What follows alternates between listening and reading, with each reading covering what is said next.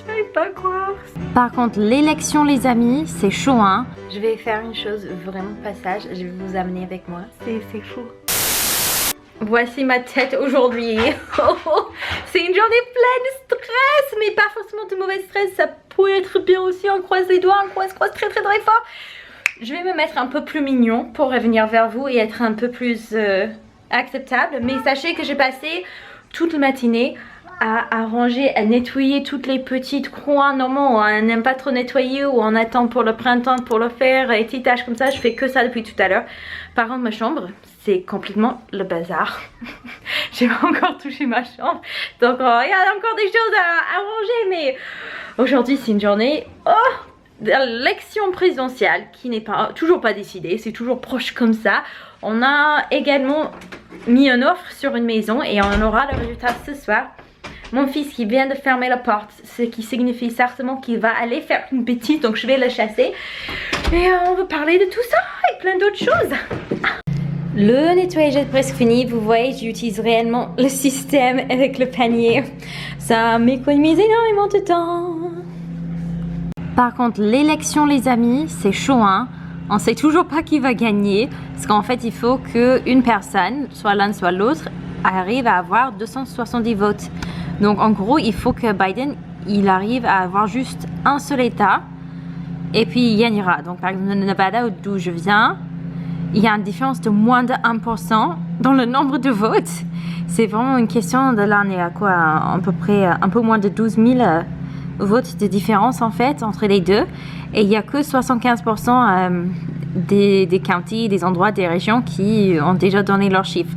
Donc ça, on ne sait vraiment pas, c'est trop près, trop chaud pour dire qu'il va gagner finalement. Ils soupçonnent que ça va être Biden à cause des régions qui restent. En haut, c'est des régions qui sont un peu plus démocrates, mais c'est pas sûr. Peut-être quand vous allez voir cette vidéo, ça serait déjà fait, on saura déjà les résultats, mais j'en sais rien. Et puis regardez-moi ça, Georgia. Donc il y a presque 100% des régions qui ont déjà donné le résultat des votes. Mais regardez la différence, ça se joue à ça de près quoi. Donc c'est entièrement possible que ça devienne bleu si jamais les votes qui restent c'est les votes pour Joe. Mais on sait pas du tout. North Carolina, c'est très proche quand même, c'est pas aussi proche que les autres. Oh Virginia, good for you. Pennsylvania, et puis également Pennsylvania, il y a une différence de pourcentage un peu plus large, mais c'est complètement possible avec le nombre de votes qui leur reste à compter que ça change. Ou ça pourrait aller dans l'autre sens et être encore plus pour Donald Trump, on ne sait pas. On ne sait pas, mais ça me stresse. Je veux savoir. J'aime pas devoir réinitier la page 30 fois par jour pour essayer de voir comment ça va, comment ça évolue. Je veux juste savoir qu'on passe à autre chose. Et que les gens sur mon Facebook, de là où j'ai grandi, ils arrêtent de partager des bêtises politiques H24. Ça m'intéresse pas de continuer à les lire. Je veux passer à autre chose. C'est long les élections aux États-Unis, c'est super long. Hein? De ce que j'ai compris, pour qu'un président ou un candidat il démontre que les votes soient récomptés, il faut qu'il y ait une différence de moins de 1/4%. Donc si par exemple ils ont une écart de 1%, le gouvernement ils vont pas payer pour ça. Mais par contre, si le candidat veut payer de ses propres poches parce qu'il est sûr qu'il y avait un souci au niveau de counting et tout ça, il est sûr que quelqu'un a mal compté, il peut payer 3 millions de dollars de sa poche pour récompter dans les États. Donc on va voir comment ça se déroule. Je pense demain matin, vendredi matin, on devrait avoir une très bonne idée de qui va gagner normalement. Mais même ça c'est pas donné. Mais je suis certaine que si ça reste par exemple à Nevada aussi proche que ça, je pense que Trump il va essayer de demander qu'il récompte les votes, qu'il essaie de refaire tout ça. Donc, bref, c'est très proche cette concours. Je comprends pas cette élection. En principe, je sais quand je parle avec les gens de là où j'ai grandi, quand je parle avec les gens encore aux States et tout ça, je sais que c'est chaud, je sais qu'il y a plein de gens qui sont fortement pour l'un ou l'autre. Vous avez également énormément de gens aux États-Unis qui ne votent que pour des personnes qui sont contre l'avortement. Et c'est leur unique valeur en fait. C'est le seule chose qu'ils utilisent pour compter, pour savoir si ils vont voter pour tel ou tel. Ils disent, ah, est-ce que cette personne est contre l'avortement? S'ils sont contre, je suis pour eux. Je dis, ouais, mais il est en train de mettre les êtres humains qui sont déjà sur place, qui sont déjà nés, dans les cages sur la frontière et enlever les utérus des femmes. C'est pas un problème pour vous? Bah, l'avortement. J'étais là, ok. Well, wow. Ça devient, ouais, c'est hyper compliqué, mais je connais des gens qui votent uniquement sur ce point-là. Tous les autres points, ça leur est pas très important. Non. Alors, je comprends bien si tu veux que ça soit un point important pour toi, mais de faire en sorte que ça, c'est la seule mesure pour voter. Et en sachant aussi que chaque fois qu'il y a un démocrate qui est élu, le nombre d'avortements, ça descend par beaucoup.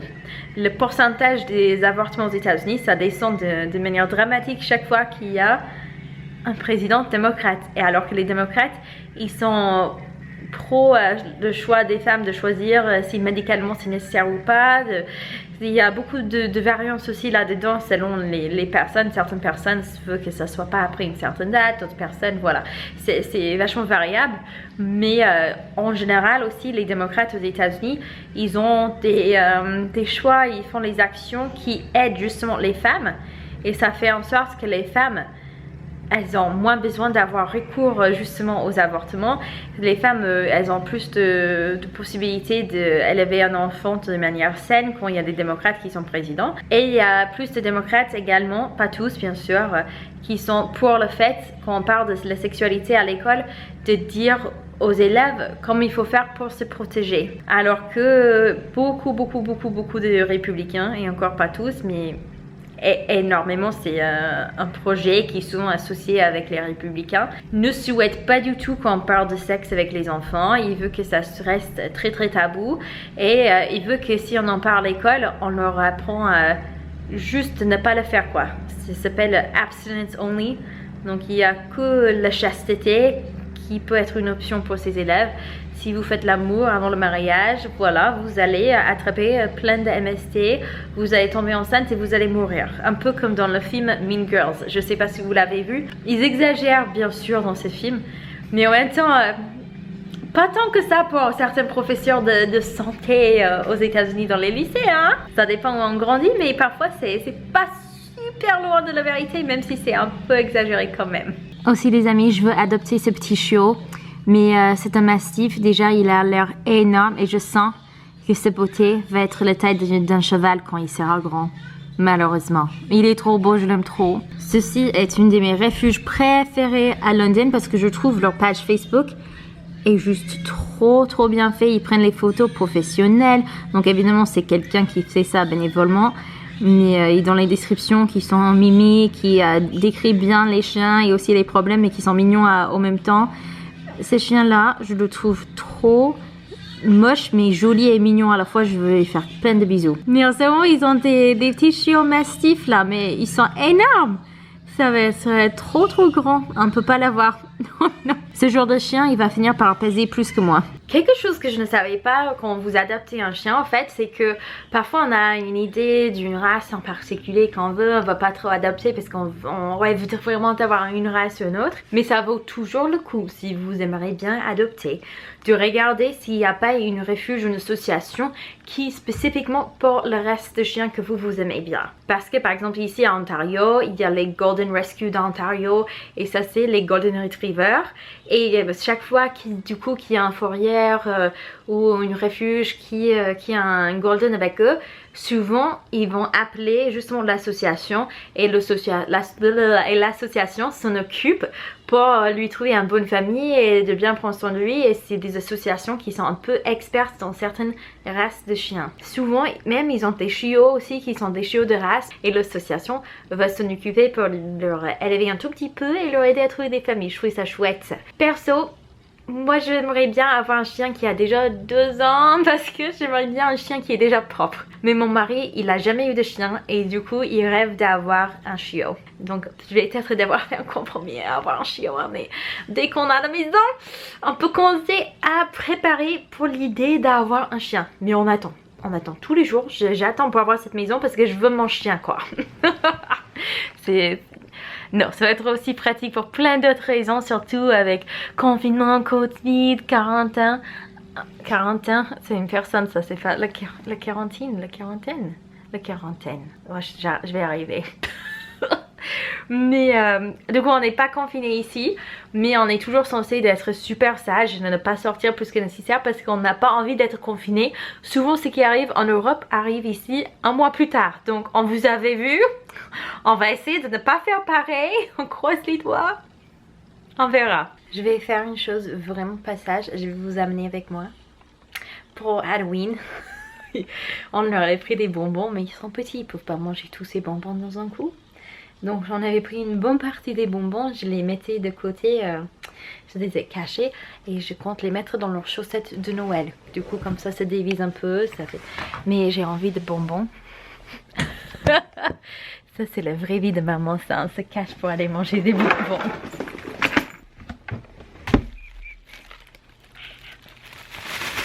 Non, en vrai, je veux juste savoir s'il y a du chocolat ou pas. C'est ça qui m'intéresse le plus. Aero Bars. J'étais trop contente quand je venais au Canada quand j'étais enfant parce que ça n'existe pas aux États-Unis qu'ici. Et en Angleterre et tout, mais pas aux States. Donc j'étais toujours trop contente. Et les Kit Kat, parce que selon mon chéri, ça n'a pas le même goût qu'en France. Alors je sais que ça n'a pas le même goût qu'aux States parce que c'est pas fait par la même entreprise. Au Canada c'est par Nestlé et aux States c'est Hershey's qui les font. Donc je peux faire la version canadienne, mais j'avais pas trop goûté des Kit Kat en France. Je sais pas, j'avais plus trop l'âge, mais apparemment mon mari disait qu'il fallait que je les goûte parce que ce sont les meilleurs. J'en ai caché quelques et heureusement j'en ai caché quelques parce que les enfants ils n'ont pas eu des Kit Kat. Hein. Mon chéri il a tout pris. Ok, super stressée ce soir. On attend toujours des résultats. Finalement il y a eu 15 offres. Il y a 15 offres pour cette maison. Donc comme vous pouvez voir, le problème en fait c'est que même si les maisons parfois il ne vaut pas tant que ça, c'est juste qu'il y a tellement d'acheteurs et très peu de maisons sur le marché. C'est ça le problème. Et du coup il y a 15 offres et on s'est dit avec Jean, c'est bon, on n'a pas eu 15 offres. C'est sûr que quelqu'un... Oh ok, je pensais que c'était le message, c'est pas le message. J'ai le cœur qui bat. Donc... Oh... Okay, what is this? I got a message. Oh, I just want to throw up a little. J'ai envie de vomir un peu. Du coup, entre les 15, il reste 2 offres qui vont considérer. C'est notre offre et l'offre d'une autre personne. Donc notre offre, ce qui était particulier, c'est qu'on l'a fait sans condition. C'est un peu compliqué ici, c'est différent au Canada qu'en France. Mais en fait, c'est-à-dire que si vous faites avec condition, parfois, un exemple d'une condition, ça serait que... Vous voulez que quelqu'un vienne regarder la maison d'abord pour voir si c'est en bon état et tout, pour vérifier le fondement. Comme ça, la personne qui l'achète, ils sont sûrs de faire une bonne affaire et qu'ils vont pas avoir des grosses frais de rénovation plus tard. J'arrive pas à penser, je suis tellement nerveuse là. Je regarde mon portable toutes les 2 minutes. Du coup nous on a fait une offre, la meilleure offre qu'on a pu financièrement mais sans condition. Et je présume du coup ce qui se passe c'est que l'autre offre est plus onéreux que le nôtre mais qui a des conditions. Ça c'est toujours possible, donc on croise les doigts. On espère avec tout notre cœur que c'est bon, que c'est bon, c'est bon. C'est dommage, j'aimerais bien avoir juste si on avait 5000 $ de plus, on pourrait ajouter ça et on serait genre... est vraiment très compétiteur, je suis sûre, sur l'offre. Ça me stresse. Je vous dirai dès que j'ai le message. Sinon, les votes, je vous ai parlé aussi, on ne saura pas ce soir. Mais je vous en parlerai sur Instagram dès qu'on a un peu plus d'informations. Et pour essayer de me calmer et penser à autre chose, je vais monter la vidéo là. Oh, mais honnêtement, je vais être trop triste maintenant si on l'a pas. Au début, je me suis dit, il y a tellement de gens qui veulent cette maison. Si on l'a pas, c'est pas grave. Mais maintenant que je sais qu'on c'est parti des derniers 2, ça me rend un peu triste. Je le veux cette maison, je le veux tellement fort. On l'a eu la maison, mais un peu par miracle. Il y avait une personne, donc il y avait 15 offres. C'était que entre nous et un autre offre. Et l'autre offre en fait, c'était...